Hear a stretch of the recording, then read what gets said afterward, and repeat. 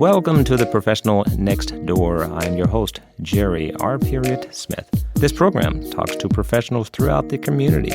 We will get a chance to peek into their lives and learn the secrets of being a professional, almost like having a conversation with your neighbor.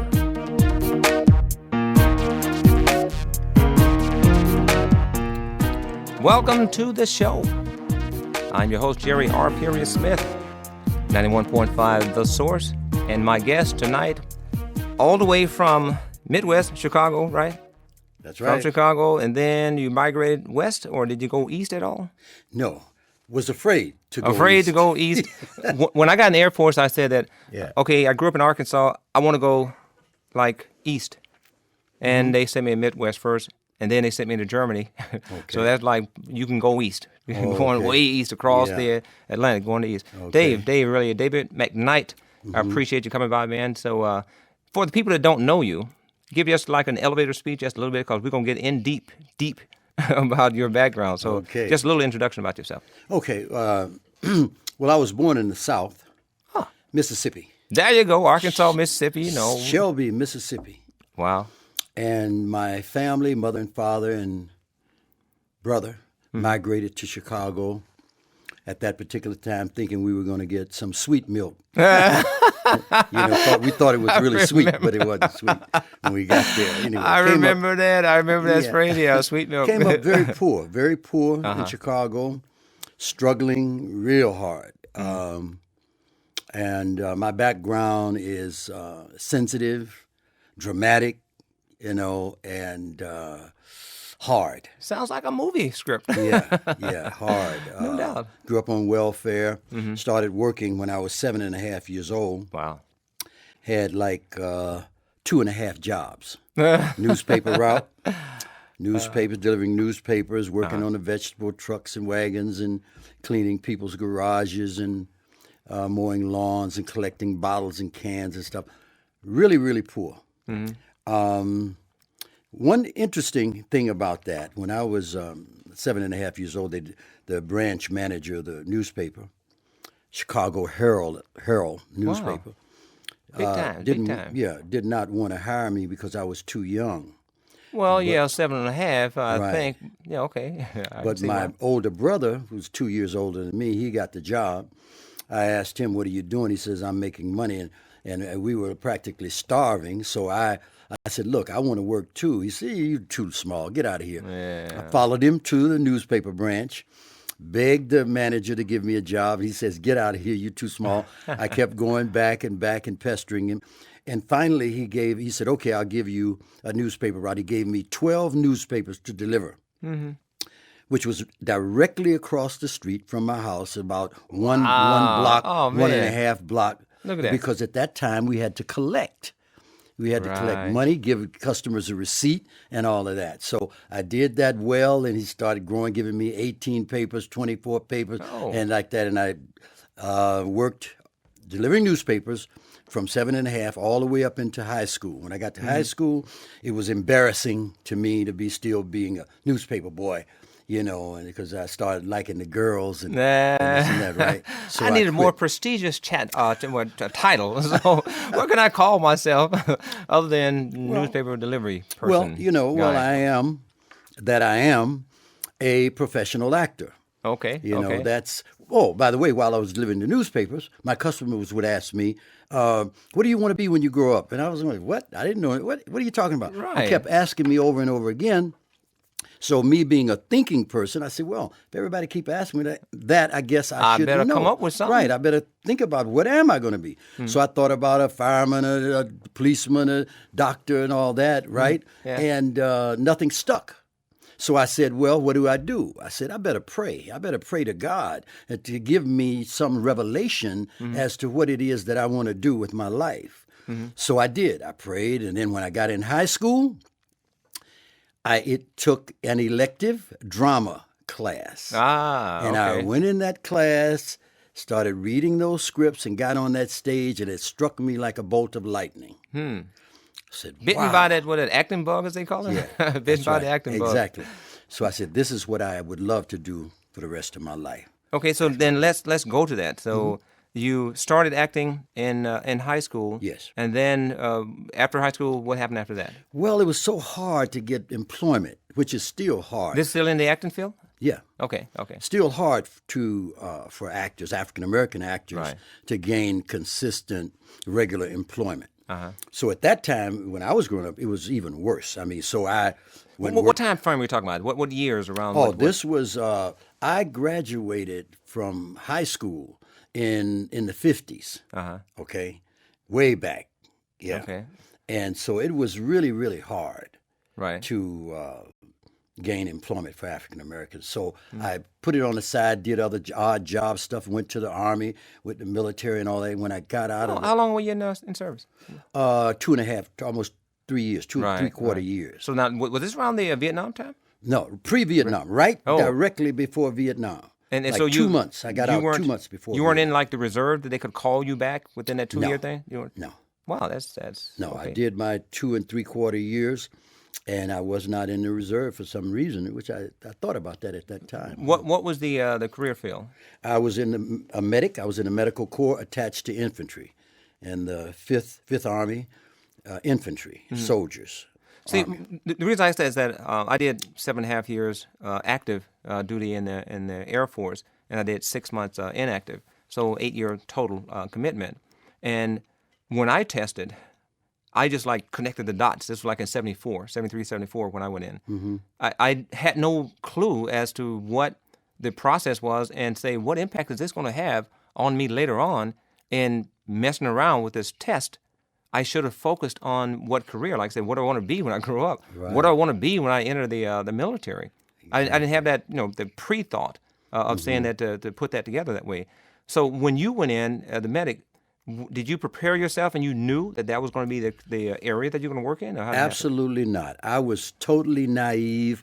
I wanted to get out of the United States of America because at that time there's a lot of racial things going on. Good idea to go. All of my relatives were sending letters back complaining about the horrors of racism in the military. Mm-hmm. So I said, well, I want to avoid that. So I called the Selective Service and say, when are you, do you plan to draft me soon? They said, we'll look it up. They looked it up. Say, oh, you got about 6 months. So I said, I did not want to go in the South, in Mississippi, all around in there because of what we know. And so I went down and I volunteered. And the only thing I wanted to go to Africa. They say, well, we don't have any military outfits in Africa. So the only thing they had available was Germany. And I went to Germany. Ich spreche Deutsch, by the way, according to my listening to you on the radio the other day. I understand that you speak a little German. Ich war in Deutschland 2 Jahre. Ich habe gelernt viel Deutsch gesprochen in Deutschland. Yeah. Man. Weiß ich. You're listening to The Professional Next Door, and I'm your host, Jerry R. Smith, 91.5 The Source. And we have with us been in the entertainment field as an actor for 30-plus years? Over 35 years. Over 35 years. David McKnight, you might know him from Under Siege and Hollywood Shuffle, and what are some of the JD's Revenge, The 5 Heartbeats, The Glass Shield with Ice Cube. It was one of his first films that he did. Several other movies. Did a movie with Bill Maher from Politically Incorrect called Pizza Man. I played the owner of a pizza parlor. He avenged my death and all of that. I did a lot of television over the years, I had a recurring role on Benson with Robert Guillaume. Yeah. 227. I did about 3 or 4 episodes of 227. Rock. Just a whole lot of... It'll take up the whole 28 minutes. You just We're go talking about my background, yeah. So what I want to know is saying that, okay, let's go back to finish up in the military, and then we're going to transition it into the acting part, because a lot of people who are listening to my show, and again, I look at first-generation professionals, and the ones of us who've already gone through it. I have nearly 30 years of law enforcement as my background, and I would advise someone differently if they're going to go into the military and or do law enforcement than the way that I played my career out. So we're going to get into that, and I want you to give us some advice on it. Okay. So finishing up, when you left Germany and separated service, so let's go back to there and say, did you go right into acting, or you go into college? What did you do No, then? went back and got a job, started working again, because here again, very little employment for African Americans. And finally, I decided after a bad marriage, I said, you know what? I think I'm just going to break ties with everything and do what I really want to do. Something you said at 7 years old, right? Right, exactly. And I comes left back, Chicago. man. I said, I'm going. Well, I started doing some small things in Chicago, stage plays, radio commercials, all of that kind of stuff, So I said, I think I want to go for the big time. And I was afraid to go to New York because, in acting, most of the time, most actors starve for a while. Yeah. So I said, it'd be better for me to go to Los Angeles, California, where they have apples and it's bananas warmer. hanging off the Yeah, tree. it's warmer. And right. So when I'm starving, at least I can get a banana hanging off yeah. the tree rather than be starving in New York. Cold. And so I left, and I starved for about 8 or 9 years in Los Angeles, making $5,000 to $8,000 a year. Wow. Now, Now, what year? Around what years were these? This was in the early 70s, in the 70s. Okay. Now they had this was like the black exploitation During movement, the black kind of. exploitation, so-called Right. black exploitation era. So, right. Okay, Right. okay. And go I ahead. did the movie J.D.'s Revenge was one of my breakthroughs. I did that with Louis Gossett Jr. and Glenn Yeah. Turman. Yeah. Played the title role in that. And that helped me, So to move forward. Let's stay on that one then, and say when you were called for the role, or how do you get it then? Just show up and say, "Here I am." How does Well, it work? after I struggled to get an agent for a while, going through all of that trauma, I got an agent by the name of Lil Cumber, and fortunately, I got an audition. We have to audition Right. for the particular character. They need a specific kind of actor who could do a specific kind of role. Right. And my being a very good actor, I can do a broad range of characters, with sensitivity and so forth. And I went in and auditioned for that role, and I nailed it. I mean, I gave them what they needed. I knew what they needed. So they tell you the aspects or profile in a sense of that character, and then, or do you just say, "Read this"? How do they? They usually give you sides, what they call sides. Okay, you got to which is- educate me. 'Cause Sides is like 3 or 4, 5 pages of a script. Okay. And they have which is basically a synopsis of one of the scenes in the film. Gotcha. And usually they choose a critical scene for you to do something that may be a little bit difficult, a little bit unique, to see if you can handle it, see if you can carry it. So when I got the material, and very seldom do you get a full script until you become a real big star. Right. So when you're, just seeking regular employment, they usually give you the sides, 3 to 5 pages or so, and you have to analyze those 3 to 5 pages and make sure that you hone in on that character, and you have, an understanding of what that script might be and what that character, that scene needs. And so the ones who know how to do that, the ones who are trained, and I'm well trained, and who have talent, can come in there and analyze that and nail it. So And that's what I did. I'm trying to visualize this. You are at the point in your experience and training that they give you 5 pages and just with text, and you can kind of pull all that together. Yes. So let's go back to the training part. Okay. How did you? When did you go to professional acting school? Did you stay in there? So go ahead. Let's go. Well, in Chicago, before I left, I did some training. I studied with one of my mentor, Harold Okoro Johnson was my mentor, and Abena Joan Brown. Those were 2 of my mentors back then. I took classes. I didn't take university classes, acting classes in Chicago. You took what was right to get the job. So there we did go. workshop. Okay. Acting workshop classes. Formed a theater group called the KUNV Players with Val Gray Ward, and began to just start working and doing stage plays, which is very important. Did a lot of stage plays, and then I landed a television series called Bird of the Iron Feather before I left Chicago, which was written by Richard Durham and directed by my mentor, Harold Okoro Johnson. And this was all just regional, local stuff, or Local. It was a local. It was actually the first black dramatic television series in the history of America called Bird of the Iron Feather on WTTW Channel 11 in Chicago.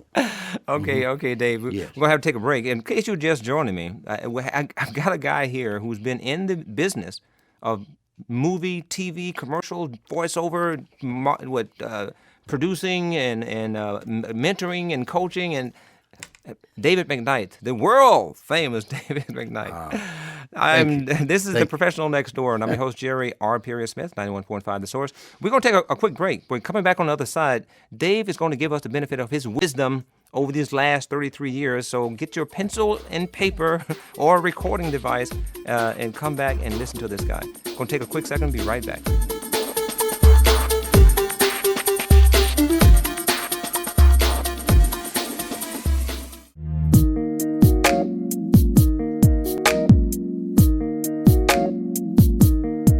In case you're just joining me, I am Jerry R. Smith, 91.5 The Source, and you're listening to The Professional Next Door. On the other side, Dave started winding up and telling us how he actually got into acting and all of the stuff in the background that prepared him for his first role that he landed.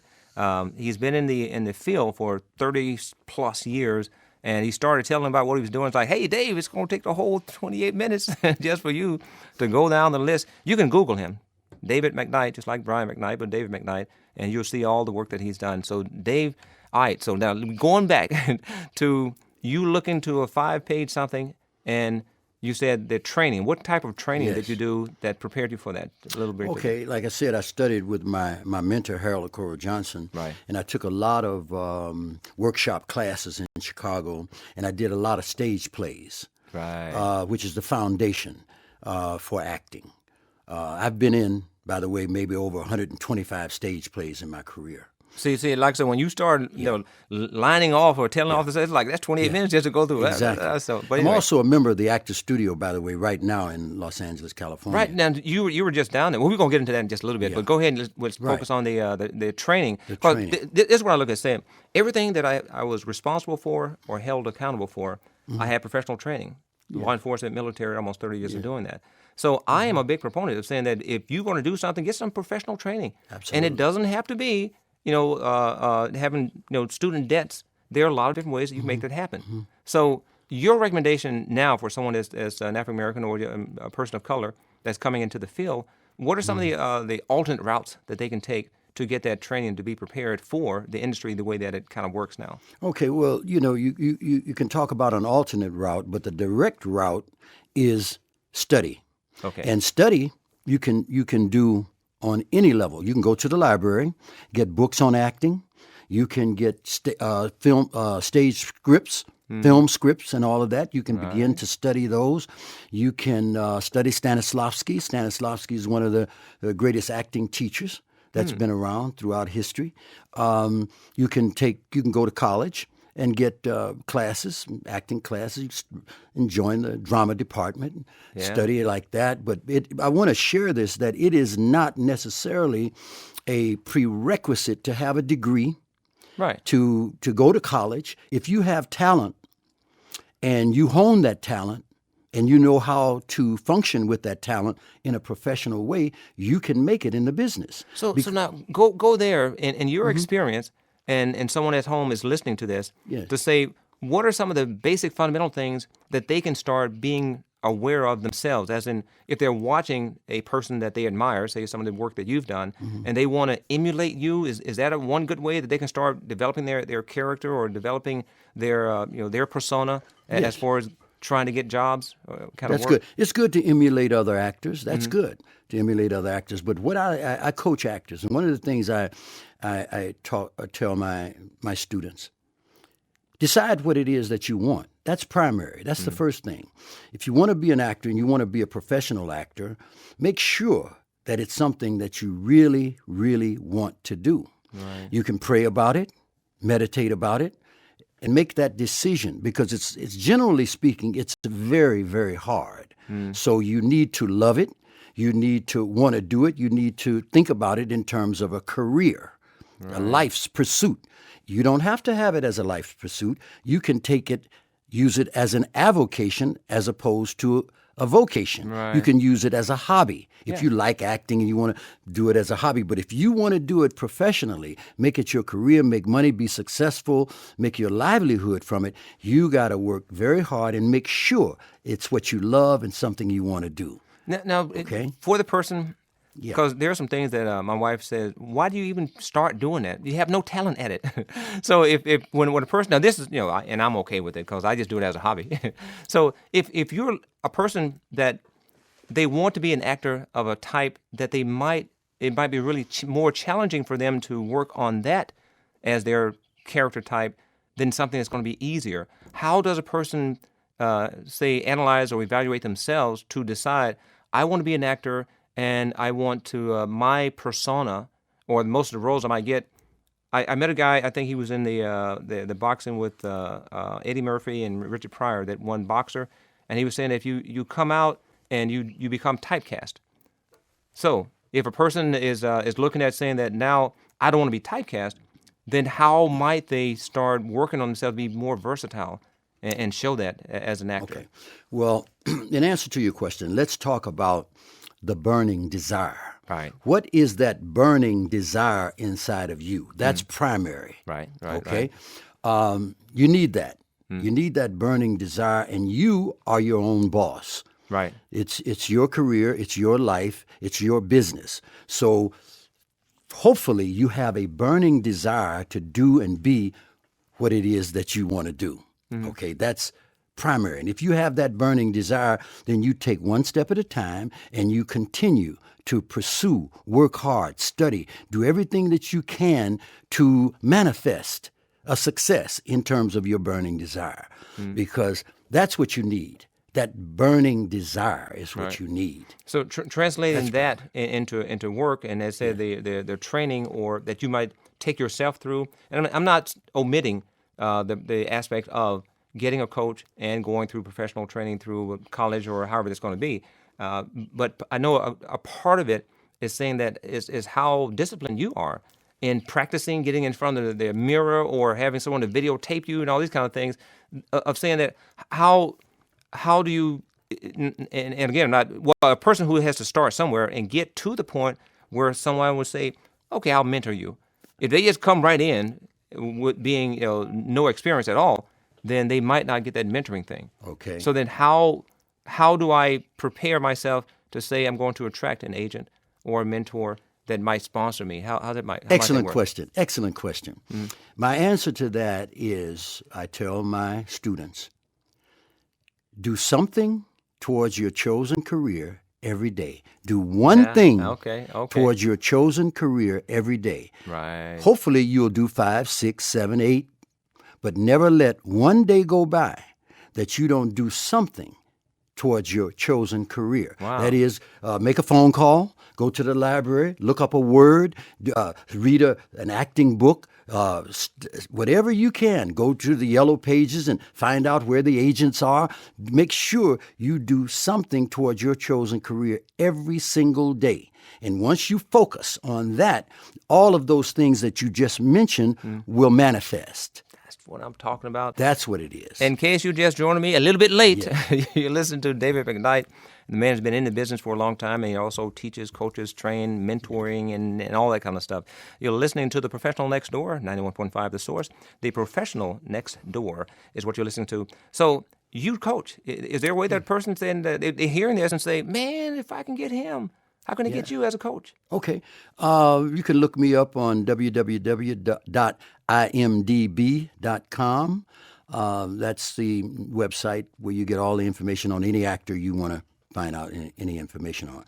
Or you can Google me, or you can call Jerry R. Smith and get my information and contact me by phone or email or whatever. Okay. My email address is daverino55@hotmail.com. That's DAVERINO55@hotmail.com. So let's go into some of the types of training that a person is going to call you, and that the first day. What does it look like? The first day with them. What do? You look at me and say, "Give me your check." That's all I need. Or how's that orientation? How's that go? Yeah. If you're a newcomer, first time coming to me, I analyze what it is that you want Okay. What is it that you're looking for? What is it that you think that you need? Well, can you help me in my career in this talk show Certainly. stuff? Very good. What I do, I teach the art of acting, I teach the craft of acting, and I also teach the business of acting. And the Okay. business of acting is very, very, very important. Speaking to the business of acting, I'm going to say, let's do something on that because we talked about the art of it. Yeah, go ahead. The business you got to side of it. join the unions. If you're going to be a professional, if you're going to have it as your life's pursuit, Right. your life's career, your life's goal, then you must join the union. Screen Actors Guild, which is now tied up with the American Federation of Television and Radio Artists, and the Actors Equity Association, which governs the union that governs the stage. Okay. Now, I belong to all of those unions, and those are the unions that are going to protect you. That's going to provide for your retirement. They're going to provide for your hospitalization. They're going to provide for your residual income from the movies and television shows that you do, and you need that. So you think about joining the union. Now, the fees have gone up. When I joined the union, Screen Actors Guild, many, many years ago, I paid $375 as the initiation fee. Right now, you know how much it is? Right now, $3,300. I was going to say like $400-$500. No, $3,300. Are they doing more or just saying that y'all making more money? Or No, it's just inflation. Inflation. If you, like I say this, if you're going to be a professional, Yeah, no doubt, no and doubt. you've just made that decision, I'm listening. you prayed about it, you meditated about it, and that's that burning desire in you, and that's what you want to do, then try to join that union immediately, because if you don't, 3, 4, 5 years are going to be more. The cost is going to be more. So get in early and stay with it. So, just curious, and because of the this big riff on African Americans or people of color not getting the recognition through the awards program, interesting. what are some of the things that you would recommend or suggest to a person, a minority or a person with the underrepresented group, how to approach it so that they might be considered for more roles, more versatile roles? That's kind of what I was getting at earlier, saying that just because you have an ethnic look, then they're going to automatically, the person is going to typecast you into a role that fit your look, as opposed to saying that, well, I trained at Yale. How are you going to say that? I can't do the hip hop thing. I have no connection. Well, you might be able to do the hip hop thing if you have that desire. to Yeah, do that's the part. And I'm not going in that direction. You don't want to go in Yeah, that true, direction. true. Or is that an option? Is it optional, saying that you come out there and you're going to be like, some of the people say, no, I don't want to do that. So you got to tell me, you're going to take me where I want to go only. Absolutely. Okay. Yes. You should, as a working professional, decide what it is that you want to do. There you go. And there you go. try to stick to that. Because there are many things that take place in film, television, and Hollywood that can be detrimental to your character. That's they can what- be detrimental to your you. mental health Yeah. and all of that. So you make the decision. You're your own boss. Right. You decide what it is that you want to do and what it is that you don't want to do. Because people will be trying to lead you in all strange, different kind of directions. Right, And it can be right. counter to your spirit. You follow me? And your career path. Right, and your career path. Yeah. That, and you're the boss. You're the boss. So my thought is saying that, okay, I believe, because my 30 years of law enforcement military, that they're going to make me a cop or an officer or something in the military, some place of authority like that with the uniform on. That's my initial of saying that when they know that. Is that, or would you kind of put me together as my say, character now and say, okay, either I would send you on a lot of those kind of auditions, but you have some flexibility for some of the other areas. Well, generally what happens is you're going to be cast according to your physicality. What is it that you look like? What impression do I get from you looking at your photographs, looking at your presence, Now, this is for the agent, or this is for the casting person? Or Both. Okay. Both agent, casting, directors, producers, everybody. You have an image. You have a look. So if you're a 500-pound guy, you know what I mean, they're not going to cast you as a lifeguard. You follow what I mean? Right. I got you. Yeah. It's largely about what do you look like? What if do you have hair on your head or not? Do you not have hair? Do you have a mustache? Do you have a beard? Do you have a gut, a stomach? Are you muscular built, and all of that? Are you athletic looking? And all of these things are going to determine how they immediately want to cast you. See, that's what I was immediately. I wasn't able to put it that way, that succinctly. But when I was saying that, it's something that you want to be, but you don't have the body type for it, or like say, tall enough, or whatever the case might be. That's kind of where I was going, and say that how, as the person self-evaluating, I look at myself and say that, okay, I probably more than likely will have more success in being this type of character, and maybe I should perfect or practice more in this area. Well, that's something that you have to, as the boss of your career, you have to fight for. You got to fight for that. Okay. You got to fight through your agent. You got to fight through yourself, through your casting directors, through producers and directors, and push that element of what you want to do. Google his name. This guy is like a whole line. You just keep scrolling down for all the work that he's done. So you're going to get a real good coach. David, man, I really appreciate you coming by. David McKnight of Under Siege and Hollywood Shuffle, and we're going to have you come back.